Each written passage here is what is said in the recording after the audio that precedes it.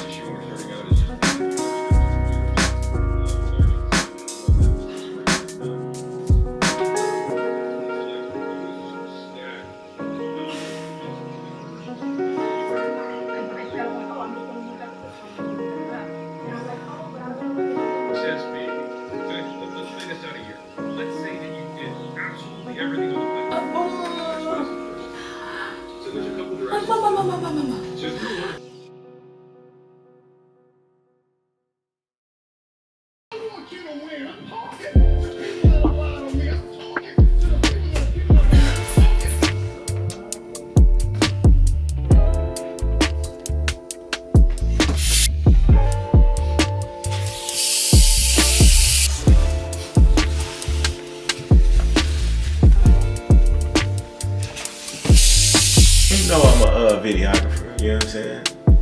You know I hold cameras, you know, a lot. Yeah, you do. So you know what I'm saying? Well, why not have, you got a videographer in the crib with you? Yeah. Why not have them, you know what I'm saying, help you out if you don't mind? For sure. See, your problem is, Tell me my problem, Your problem is, I say I want to give you $5 and you want me to give you $45. Shoot, the budget needs to match the vision. Oh yeah. I mean, if I don't give you nothing, how's that beneficial? As you can see, I still be doing what I need to do. Exactly. So let me take a little bit of that burden off of you. Goodness gracious.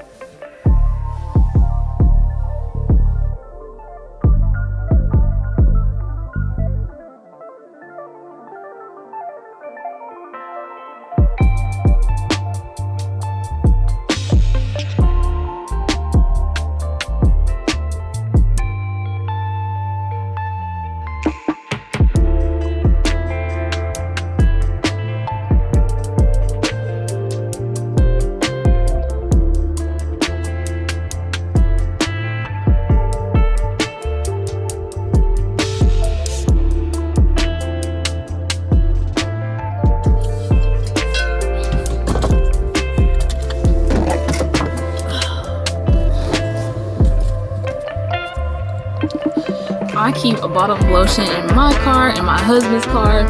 I need a small thing for my purse, but my hands are always ashy, so I'll be needing to keep some lotion on me. And even though I keep lotion on me, a lot of times I still don't even use it. One thing that I've been thinking about a lot lately is I really went through a season where I feel like I was letting things get to my head, and I was operating as a person who wasn't humble. And I didn't think that I wasn't humble. I think I said that right. I wasn't thinking that I was better than anybody, but I wasn't considering how much to care about people. Like, and this is weird because at the same time, I have battled with people pleasing to where I care too much about what people think, but I more so would care about what they thought about me. I wasn't necessarily thinking about how to really think about them and the things that will truly bring them value and truly enhance their lives. Whereas now it's so interesting because I feel like I'm more humble in the fact that I care more about what is going to actually bring value to a person's life and what's going to tangibly affect them versus what they think about me. Like, I'm at the point where I still have to work on people pleasing. I'm not going to act like I don't care what nobody thinks, because that's not true. But I feel less tied to it. I feel less bogged down by it. Like, I feel less, it's going to affect me less if somebody doesn't think very highly of me, or think that if somebody doesn't think very highly of me, like, it's not going to affect me as much as it used to. But I do care, even that person, I do care about what they find valuable. And I'm thankful that I've gotten to this place.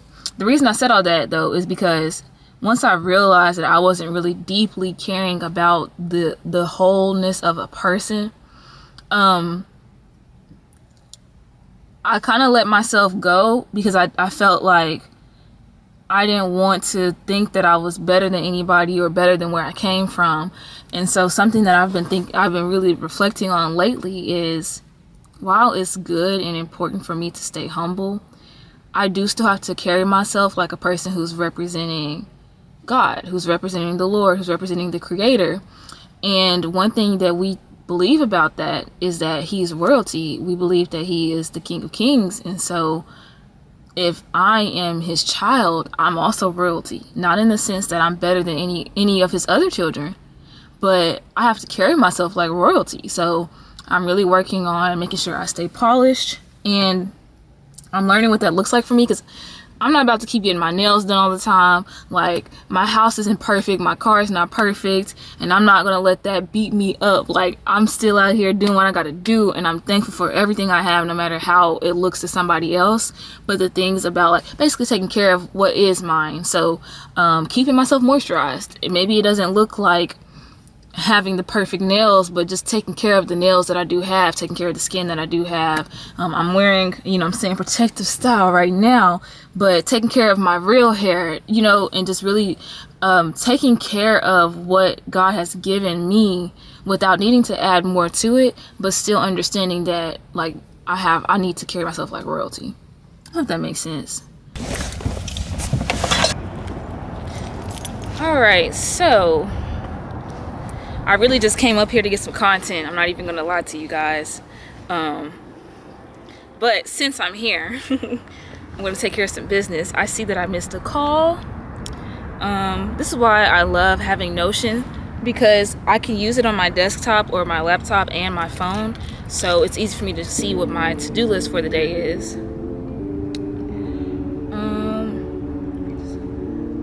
Okay, so I could do some design work on a website. I sent somebody an email that I was supposed to send. That feels good. I can make some posts on KNC Media. I did make one.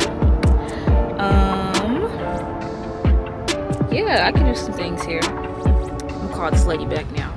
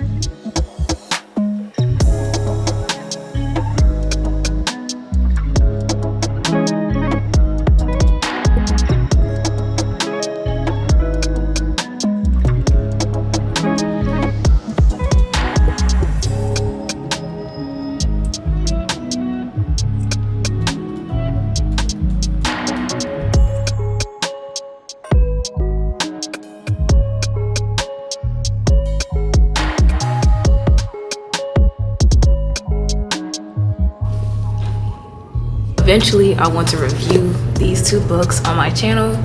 This book is called The Influencer. It is so good. I believe that a lot of times we think about trying to get people to do the right thing or to influence them in a certain way, and this book really showed me that we go about it in the completely wrong way.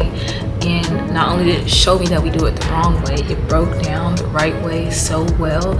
I just feel like every change agent, every business leader, every professional period needs to know, everybody period needs to know about this book, because a title doesn't really mean as much as your effectiveness, and you can be effective without a title. This book will show you how to do that. Then I love this book, The 7 Women.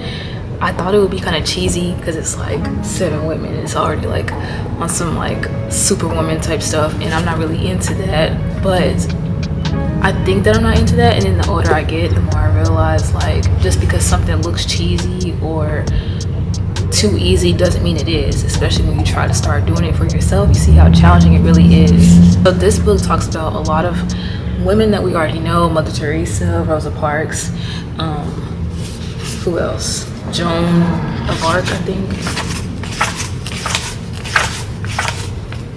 Joan of Arc. But it talks about them in a way that you probably haven't heard of them before, which is really cool. But I am particularly interested in this lady. Her name is Hannah More. She was a great writer, and her writings changed the culture of like London and France when it was really about like luxury and stuff like that. So of course I'm interested in that. So eventually I'm going to have these on my channel for you guys to look into. I would definitely recommend these books.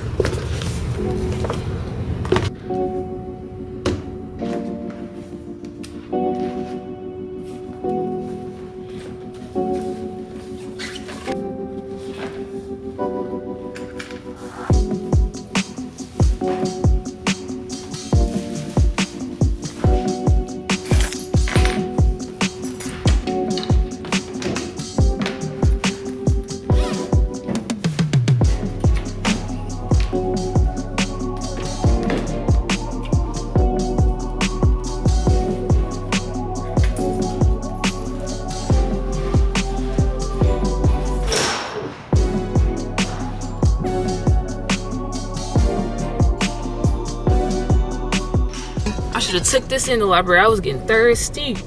I don't know if this is a new mural or if it's just my first time seeing it, but let's go check it out.